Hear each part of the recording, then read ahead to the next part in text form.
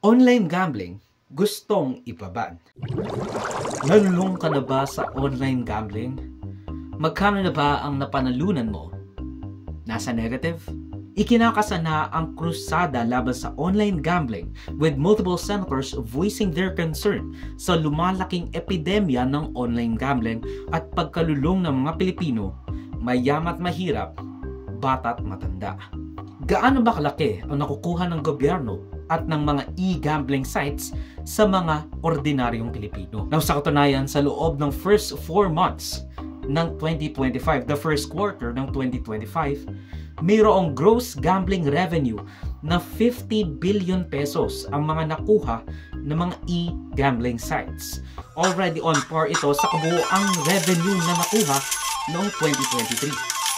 Ibig sabihin, ngayon pa lang, nalagpasan na natin yung 2023 as a whole revenue ng mga nagsusugal. Ibig sabihin, it is projected na umabot sa 200 billion pesos ang makukuha ng mga e-gambling sites from the Filipino people gamit ang sugal. That's up 400% from 2023 if tuloy-tuloy ang projected and even just the general trajectory. Ganyan ka-adiktos ang Pilipinas at mga Pilipino sa online gambling. Gustong-gusto makapaldo, pero ang pumapaldo pala, yung scatter. Na kung iisipin natin, para itong regressive tax sa mga low-income na Pilipino.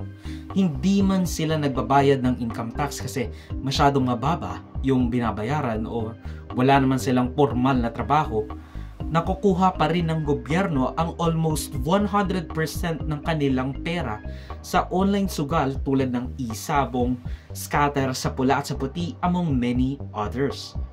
Ako nga, lagi ako nakakakita ng mga ads for gambling, poker, blackjack, and all that stuff. Hindi naman ako nagsusugal.